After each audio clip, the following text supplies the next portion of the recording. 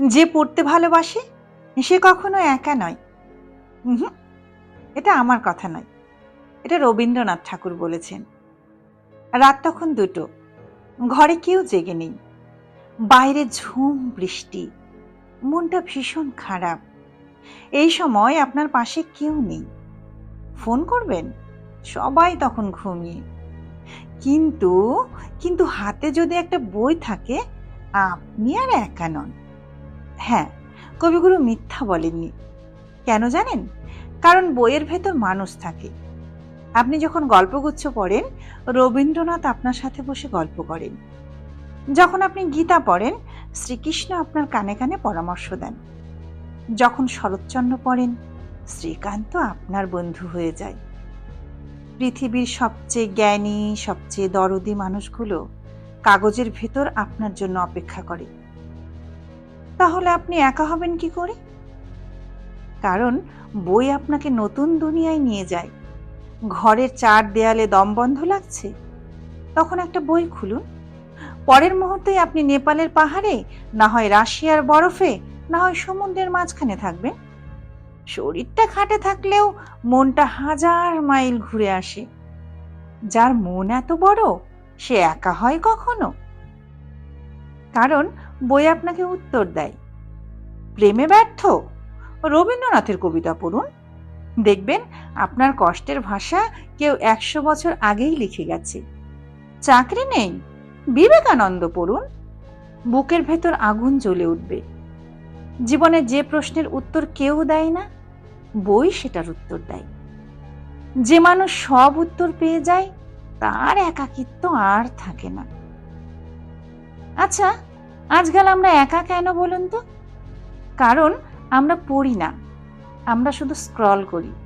Facebook, reel, TikTok, এগুলো আপনাকে 10 সেকেন্ডের মজা দেয়, কিন্তু সব শেষে দেয় শুধু শূন্যতা। 3 ঘন্টা রিল দেখার পর মনে হয় জীবনটা ফাঁকা, তাই না? কিন্তু 30 মিনিট বই পড়ার পর মনে হয় বেশ জীবনটা ভরা ভরা লাগছে। মোবাইল আপনাকে 1000টা মানুষের সাথে কানেক্ট করে, তাও আপনি একা কেন বলুন তো? আর বই আপনাকে একটা ঘরেও পুরো দুনিয়ার সাথে কানেক্ট করে দেয়। তফাৎটা ঠিক এইখানেই। আচ্ছা, বই পড়া কিভাবে শুরু করবেন? প্রথমে দিনে 10 পাতা পড়ুন। মোটা বই দেখে ভয় পাবেন না, দিনে মাত্র 10 পাতা। তাহলে এক মাসে 300 পাতা, মানে একটা গোটা বই শেষ। বছরে 12টা বই, 12টা নতুন জীবন। পছন্দের বিষয় দিয়ে শুরু করুন বই পড়া। গল্প ভালো লাগে তো গল্প পড়ুন। ইতিহাস টানে আপনাকে? তাহলে ইতিহাস পড়ুন। গীতা, রবীন্দ্রনাথ, শরৎচন্দ্র দিয়ে শুরু করতেই পারেন। পড়তে ভালো লাগলে নেশা হয়ে যাবে। আপনি বইকে বন্ধু বানান। হ্যাঁ, ব্যাগে একটা বই রাখুন। বাসে, ট্রামে, ট্রেনে, কফি শপে সময় পেলেন 2 পাতা পড়ুন। যে মানুষটার হাতে সবসময় বই থাকে, সে কখনো বোর হয় না, আর একাও হয় না। কবিগুরু নিজে একা ছিলেন না, কেন জানেন? কারণ তার সারা জীবনের সঙ্গী ছিল বই। জোড়াসাঁকোর বাড়িতে তার লাইব্রেরি ছিল তার দুনিয়া।